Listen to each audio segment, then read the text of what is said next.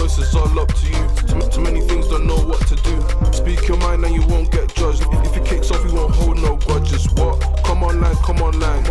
CSI, CSI. Come online.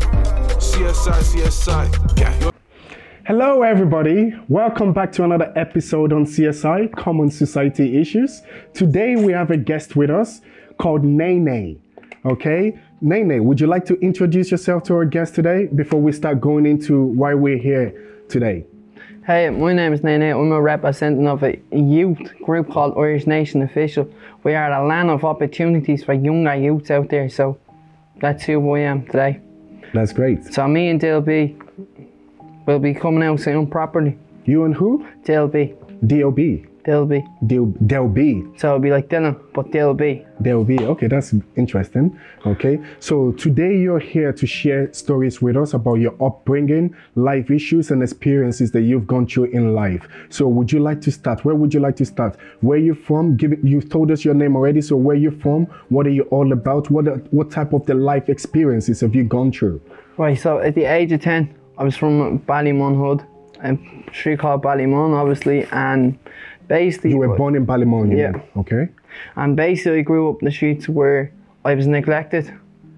I was raped when I was 10, and been in and out of foster homes till I was 18. Oh my God, I'm really, really sorry to hear this. So that kind of motivated me, even though I was a survivor. But it's still in my mind, I'm throughout the drama of depression, demonic voices, and that's what motivates me today. Wait, wow, this is too much to take in. It won't go at the beginning. Wait, at the age of 10, you said you were raped. You mentioned something to do with rape. Wait, you're a boy, you're a guy, a boy. Okay, I'm sorry. You were raped by who? I can't say because it's confidential. Yeah, please, don't say. No problem, that's fine. But the people that done it to me has been charged with 61 charges. Okay, I'm really sorry to hear this. And how has this affected your life growing up?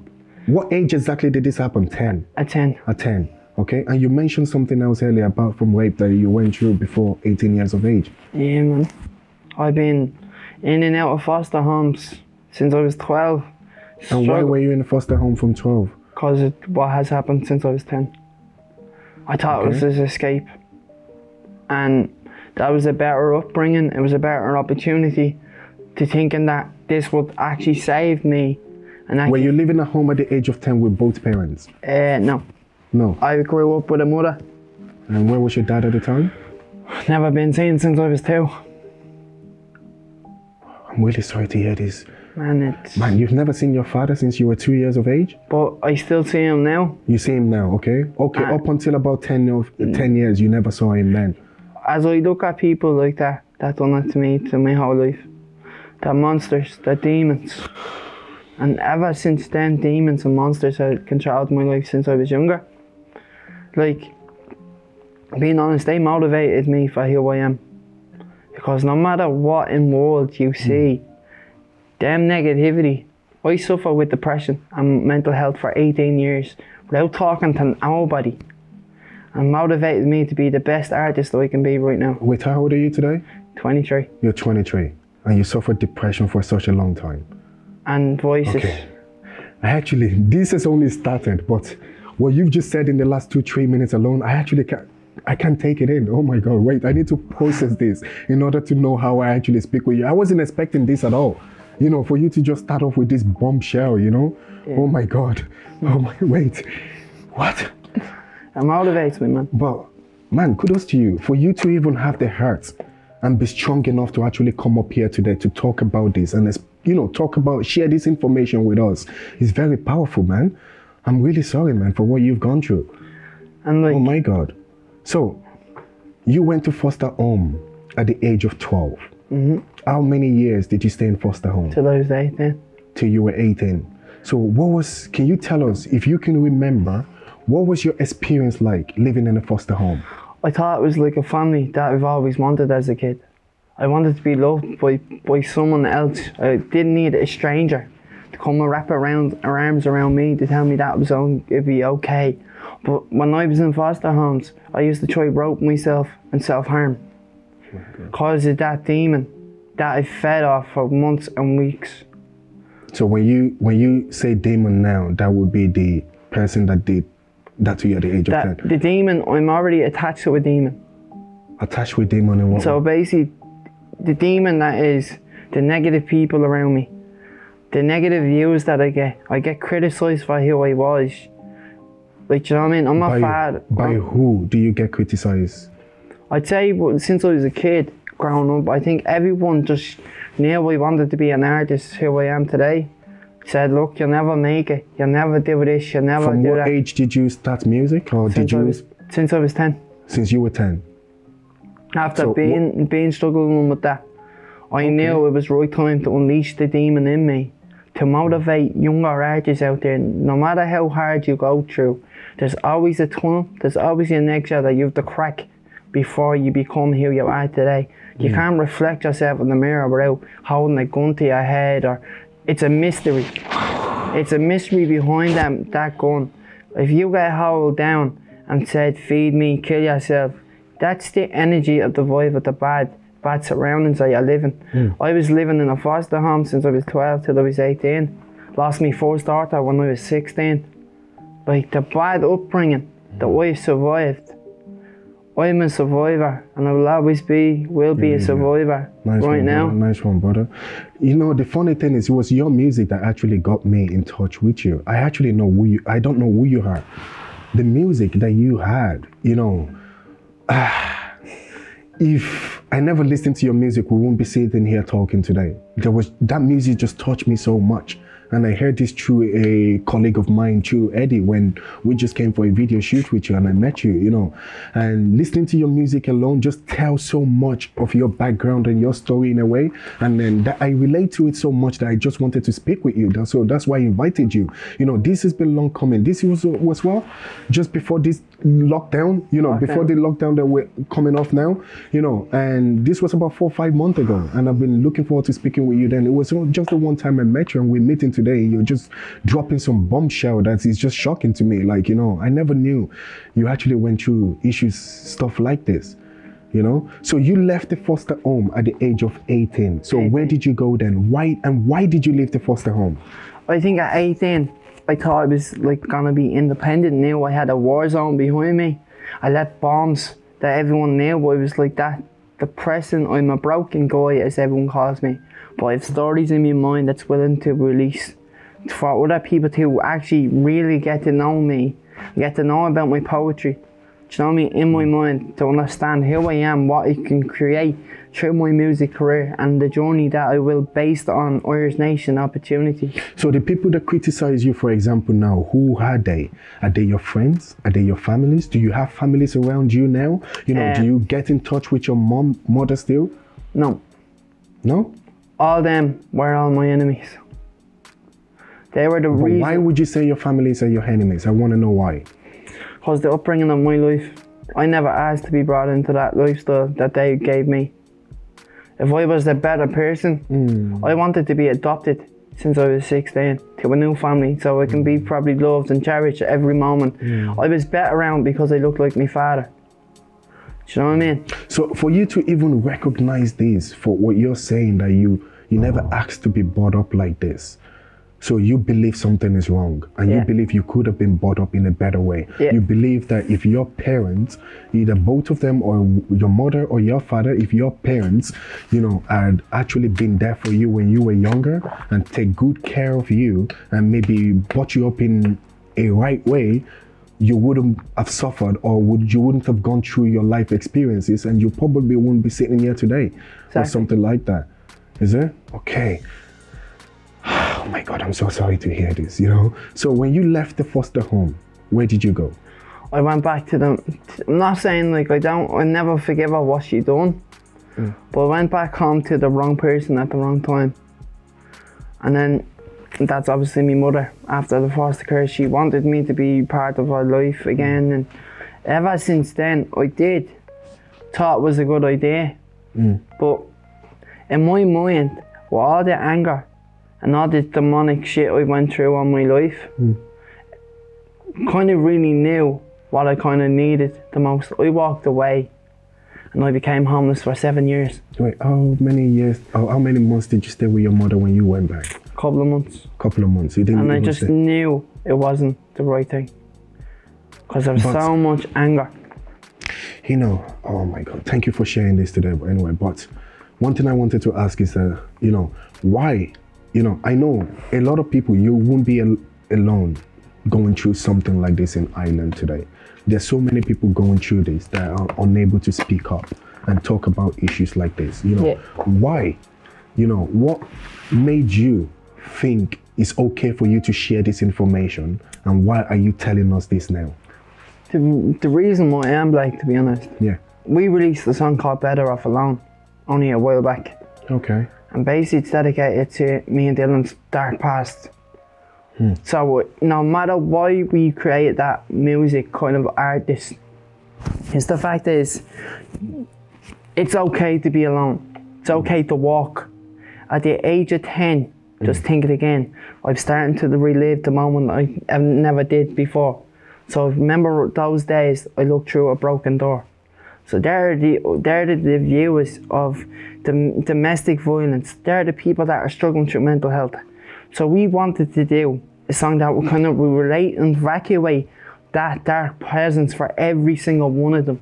Wow. So we wanted to share what our nation is about, is kind of to understand we all suffer through bad thoughts. Now we're giving you the opportunity, the land of opportunity to fight our demons. Jump on with us and we'll show you how the right way, and we'll show you how to motivate them and criticise that into a good positive. So that's what me and Dylan want. This is why we work music today. Okay. And how long have you and Dylan been working together? I brought Dylan, Sean Harass. He's only 13, so he's a younger youth. Okay. So I basically created a group called Irish Nation Official. So basically, when I grew up, you see artists out there that wants to motivate themselves. You want to be torn down because they're not good enough. They're always thinking mad minds. They're always thinking, oh, I'm never going to be good enough. I'm never going to be good enough like Eminem. With me, you come with us, we're going to guide you to the right path. Doesn't matter if it never hits. We get 1,000 views nearly every time we put a song out. That's nothing to us. That's something that we progress. That's something that's our goals, achieving higher. So we don't need 60,000 views. We don't need 127 views. We don't want to be hyped. You know your message will get to the right people and the right person that needs to watch the message or listen to the music. I totally understand what you're coming from. Whereas, you know, there's a lot of young youths today that cares much about likes, you know, buying likes and views online, which is actually affecting their mental health in a way, because their message is actually not getting to the right people or so. But you know, it's just a thing that's happening in the society today. Anyway, so now you say you were homeless for 7 years, starting from the age of 18, and you're 23 now. So that would be about 5 years actually. 5 years, sir. About 5 years, yeah. So so have you found a place now? No. Why? I'm still struggling. I still have mental health issues. Okay, I'm really sorry to hear this. And I've actually never interviewed an homeless person before. So if you don't mind, I would just like you to share some information, some thoughts of, you know, your experience being an homeless person, your struggle, and why do you find it so difficult, you know, to be able to find a place, you know, to live, a place to stay. Because think of it, I'm a foreigner here. I live here for the last 22, 23 years. I'm practically Irish now as well. But in a way, I find it, I can possibly find myself in a situation like yourself, don't get me wrong, but I feel like you are in a stronger position than I am. I feel like, you know, you should be able to get a better place than I would first, or better, be the first option in getting places than I would. So I don't know why, I don't understand basically why you're going through, or homeless people are going through homelessness. So please, and I'm sure there'll be a lot of people out there that will be like myself as well, that will want to learn or see how they can help or get some information from someone that's actually homelessness. So do you mind please sharing some information, your experience, please? Well, of course. Actually, I was homeless with a girl. Obviously, can't say her name. No problem at all. Please don't mention name, because we don't want anyone to get into trouble here and stuff like that.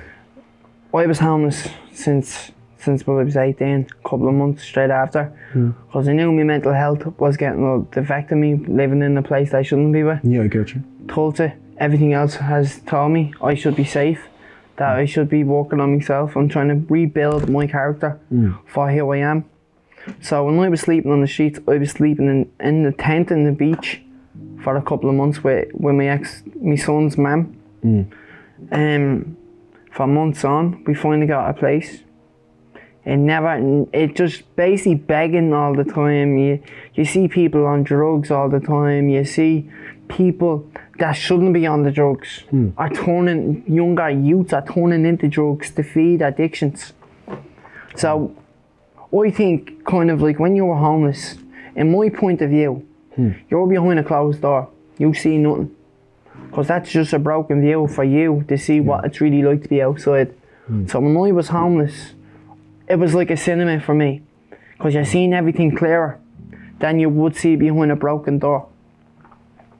As in my perspective. Yeah, I get what you mean, yeah. So, in my perspective, as I was homeless, I was seeing more things than you wouldn't expect. Seeing younger babies on the streets. You're seeing little Romanians like every day, like kind of like with the younger youths, the younger babies like 4 to 5, begging for food every single day. Wow. And you're seeing people that are homeless, are on the drugs addiction, even though they shouldn't have been, even though they had a choice. When I was homeless, I had 2 choices. I had a career, my son, and trying to get a home.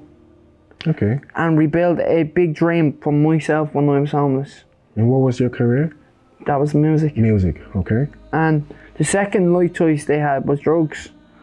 Trying to end my life, trying to kill myself. Wow. Every day thinking I'm never going to survive this whole broken world. But I chose the right path. I turned to the right. I started picking myself back up off that ground. Each and every day. I work with a voluntary place called the Soup Run. I work there. I've heard of that actually. Soup Run every Friday and stuff like that in town. Yeah, I work with Monday to Sunday. So if anyone is around town, you will see me. Okay. And obviously Dylan, if you want to jump down. And you still do that today? Yeah. Okay, that's great. So because I'm from that community of the homelessness, I want to give it back to the community. That's amazing, yeah. So I want to motivate younger youths out there. If you have a bad choice, you can obviously pick up a pen or a pad, come and follow me in Dylan's footsteps, and create your own vibe so anyone that can understand where you are based from. You hear that? That's good, man. Great. So motivate yourself bigger, better, and reflect power, because the power is your mind, not your hands, not your fists, not your heart. It becomes who you believe that you are. So if you're standing in front of the mirror thinking that you're not good enough and holding a gun to your head, you're not the mystery behind that gun. It's the bullet that makes everything explode. Correct. Very good. So it takes one bullet, it takes one aim, it takes one gun, it takes a song to make your life who you are today. Do you know what I mean? Yeah. So it's not all about the bad crimes, it's not all about drugs. Turn down drugs addiction, turn them into money and power, turn them into business, turn them into career, turn them in saying, look, I want to get a home, I don't need this. Get yourself off that feet. Get yourself thinking, look, if all younger youths are able to do this, you can follow the footsteps. Of course, you heard him right there, and that's a great advice there. Thank you very much for sharing that with the public there, okay? And now, when you talk about, okay, thank you for giving us a little bit of experience relating to, homelessness there and all that now. Before I actually jump in, me and Dylan actually have a song for the homeless awareness coming out very soon. We actually kind of created it there yesterday. It's called Homeless But Not Hopeless. Homeless But Not Hopeless. Yeah. Man, I love the name already. I can't wait to hear this when you guys have it out. Please send me the information once you have this. We will. I actually have the demo for you, Blake. Okay. So I actually want to have the lyrics. I have the demo. So I actually want to hear your opinion. Okay, that will be for another time. Okay. Yeah. Thank you very much. And now you talk about mental health. What type of mental health issues were you experiencing? Or obviously when I was younger, I had demonic voices. Demonic voices is where they tell you, go kill yourself, that you're the victim, that you are to blame for every single thing that you do. So basically you're sitting here, you're hearing voices in your head and you're thinking it's the right thing. Jump off the bridge. I nearly jumped off a 3-story building. Just to end my life at times. Sorry, man. And I struggle with self-harming. Self-harming is my addiction. I'm not saying that as a motive, I'm not saying that because I'm proud of it. No, okay. I regret it because that's the only way I can only think of life because of what I went through. So I want someone to actually check us out on YouTube and kind of understand where we come from. Like Don't Let Go was dedicated, was about a 14-year-old girl who shot herself. And who is the girl? Hannah. Hannah. Who is she to you? She was like a childhood best mate of mine. Wow. She shot herself? Yeah, at the bridge. How? 14 years old. How did she get a gun? Basically, what happened was, a young fella was that our dad was in the army. Came back one night. She was getting called half caste. She wasn't fixed. She wasn't there. Was she mixed? Yeah, she was mixed race. Oh my God. So we knew kind of what people are going through because of their skin. I think that is a disgrace to this humanity because it doesn't mean if you're black or white, red or pink, wherever you go to, that's a human being. A human being has a heart. Thank you for understanding this. Do you know what I mean? Wow. So me and Dylan wants to show. Doesn't mean if you're black or white. That's a life that you have to love and cherish. If your child was mixed race, even though you were a white couple, I'm not going to use that as an excuse. You obviously still love that baby. You have to. Do you know what I mean? It's a gift. The baby is a gift. The child is a gift. Exactly. So she thought, because she was that criticised, people were criticising, she wanted to be an artist. She wasn't good enough. So our dad came back from the army one night and he dropped the gun at the table. She had one choice to do, even though she had two choices. To walk away from the gun. Is the dad Irish? Yeah. And is the mom from where? Yeah, she was from, I didn't get where she was coming from, but she was black or so, obviously, yeah? She was mixed race, yeah. And was the mom and the dad not together anymore when this happened? They kind of had one drunk night. A drunk night, the father came home from work, obviously from the army. Okay. Surprised the missus, I was told. And basically the gun was left on the table. Without putting it away, she had two choices: to run back upstairs, draw her picture, or do whatever she wants to do to be an artist and stop listening to negative people. But instead, she chose to run with the gun and took her into her socks. And she sat on the O'Connell Street Bridge and shot herself. What year was this? It's like one of them, like since she was 14 now, this is what, probably about 2010. Oh, 2010. I never heard of this story actually. I might look it up. They tried to hide it. I'm so sorry to hear, man. They tried to hide it when I was younger. What was her name again, you said? Hannah. Hannah, thank you for sharing. I'm sorry. They tried to hide it so many times and so I decided, you know what, I'm gonna put it out. It's my I hope it's okay for you talking about this story here. It is, man. Yeah? That's what she motivated me, do you know what I mean? She was my childhood best friend, do you know? Okay. And I actually relived that life and showed the people out there, don't let go, check it out. On my YouTube channel. Dedicated to a 14-year-old girl who shot herself, so you'll understand. Okay. No matter if you give up, you'll never refuse a friend, even if it means you turn to drugs. Just come home. Yeah, come home. Come home. You hear that? Come home. If you're facing any difficulty in life or any issue, running away is not a solution. 4,000 views already. For that music. For that music video. Yeah, we're going to be sharing that video with you at the end of this interview here. We're going to be sharing so you can watch the video. We share information or the link to the video actually directly at the description below, on the description section below, basically. Okay, so sorry, I'm actually not going to be putting the video on here because we need you to actually go and view it. So check on the description section below and you can watch out for the video there as well. Okay, thank you very much. So what other experiences did you go through relating to mental health as well? Losing my daughter. Huh? Losing my daughter. Losing your daughter? To who? To her mother? My child passed away. She was 12 to 13 Man, weeks. you've gone through so much. What? You're only 23? Only 23, bro. What? My God. Man, I wasn't expecting this for you to be the first guy to come up here. One, you've been raped. Two, you lost your daughter. This is not funny. I'm so sorry, guy. I'm so sorry. My God. NayNay. Man, I'm so sorry. Wow, you're just shocking me. Losing your daughter when and how, please? Share with us. Basically, it's 2016. Basically, we were expecting our first little girl. I was told by a medium that my little girl was around me. It's still around me right now. And she does make her presence. Basically, when 2016 came, she kind of like, it wasn't a miscarriage, it was something like a miscarriage 12 to 13 weeks, up to 20 weeks. So we knew it was kind of like the fact that we were having a girl. And I was blamed for her death.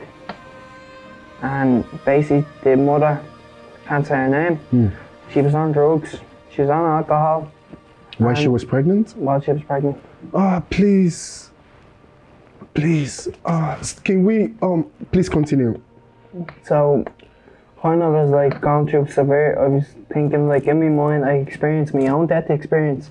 It's where I can talk to you and 3 hours later I'll be, in my mind, we'll play a movie like think I'm going to be hanging myself over a graveyard. So that's how bad my depression is. And every single day, what motivates me, no matter how darkest my path is, that makes me a better person.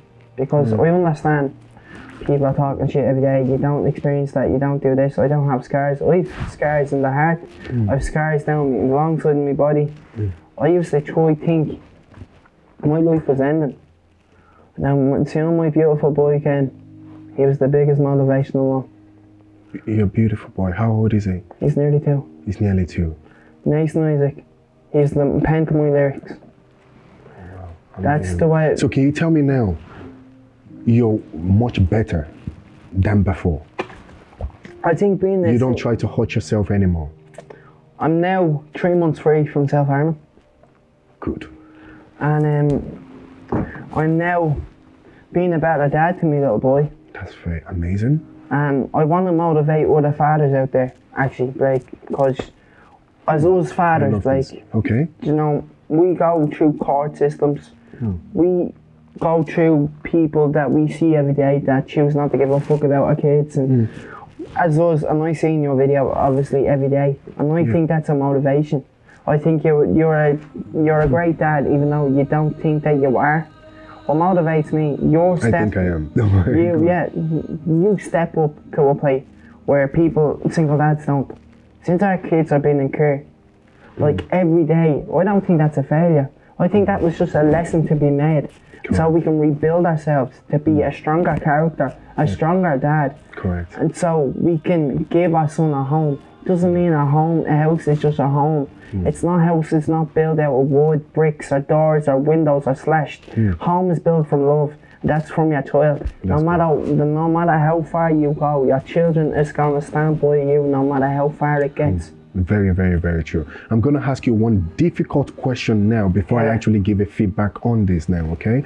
Man, wow, you've wowed me here today, and I'm really, really shocked. But there's just one important question I need to ask you, and I believe the viewers as well will want to know this as well, that wow, you've gone through so much in this with your experience, you know, they would expect you to have been doing something bad one way or the other. So I want to ask you, have you ever committed a crime before? Have you ever been into drugs? Have you ever been into like maybe shoplifting, stealing, or robbing, or anything? Have you ever committed crime in your experience of growing up with your issues, everything you've gone through in life?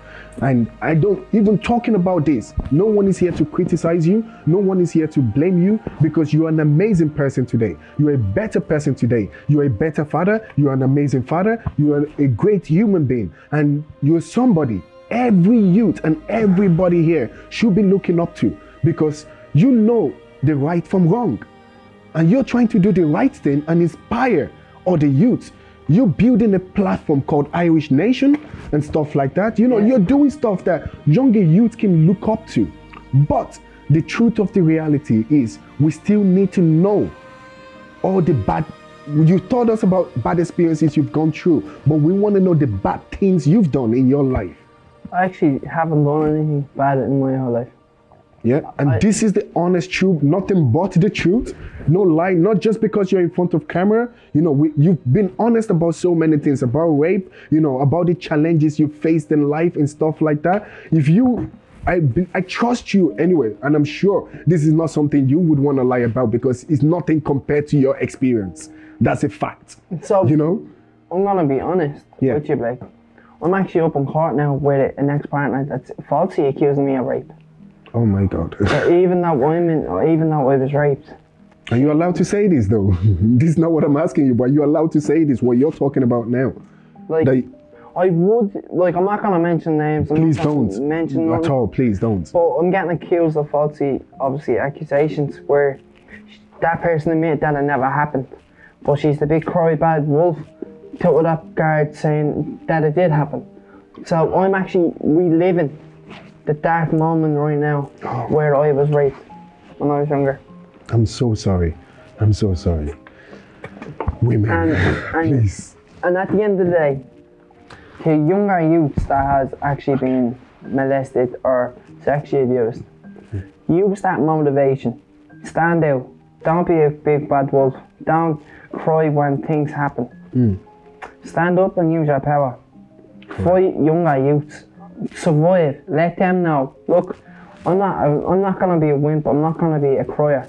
I'm gonna be this survivor. I'm gonna walk this road. If you're the king behind a group of youths, if you're the biggest king out of them all, walk alone, because that's where you set your broken crown. Correct. Man, very, very good, very intelligent. And wow, I think I've heard so much that I just can't fathom my brain and think, you know, with what you've told me here today, I'm still going to be sitting down with you even after the camera here, because we don't want this to be so long, you know, or we can even bring you back here another day to even share more information and more stories with us. But we're gonna have to end this right here for today, you know. And before we end this, okay, where can people find your music? Where can they find you? If people need to contact you, what is your social media first of all? So if anyone, me and Dylan's actually gonna start a project. So for younger youth, so we're gonna be helping younger people to get to boxing, helping them influence themselves in the music. So we're gonna, me, Blake, and obviously yourself, Blake, if you're interested, we want to inspire younger youths out there. So we're gonna put a big project for them, so they can come in and tell us about their experience. So we can teach them how to actually overflow them and overpower them, and actually create that disaster and put them in and just tie them up in a bandage or a plaster. So basically use their inhibition and help them find their true in themselves. So NayNay Riley on YouTube, so that's Irish Nation Official. So we'll come up, me and Dylan's making new art coming soon. We have a new one tomorrow released at 2 p.m. It's called Non-Stop, and Homeless Awareness will be out tomorrow. Okay. And many more will come. Homeless Awareness, is that a video now, is it? It will be a proper song, as I'm going to show you a demo of it. Okay, a song is coming out, okay? And so they can find your NayNay Riley on YouTube, is it? NayNay Riley on YouTube, if you're looking for it. And we do take features, if you want to hop on the tracks, if you want to show us how you've been through, me and Dylan will do a script flip. So we'll show you how a different type of way, how you experience it. So use your motivation. No problem. Thank you very, very much. And is there anything else you would like to share with the public as well before we go today, apart from your music, or how people can actually contact you if they need to reach out to you to work with you? Is it like do you have Instagram or Facebook? We have Facebook. Me and Dylan have our separate Facebooks, but we'll be soon using our own platform as our own label for Irish Nation. So we'll be on Messenger, NayNay Riley, and then Dylan Burton, as you will see it. And we will be taking on the bad roads. So we want to inspire younger youth out there. So if you ever feel down, if you ever feel that you're kicked to the curb, come to us and we'll show you what you deserve. And we'll show you how we can react with you and help younger youth to drop their knives. So we'll be doing more about awareness, domestic violence awareness, drugs awareness. We've done one about bullying awareness, and then we'll be doing 21 takeover. So Irish Nation will be out properly this time. All right, no problem. Thank you very much. And thank you everybody for tuning into today's episode. And we will be back next week again with another episode. Thank you so much for tuning in. Have a fantastic day. Bye-bye. Push. Come online, CSI. Come online.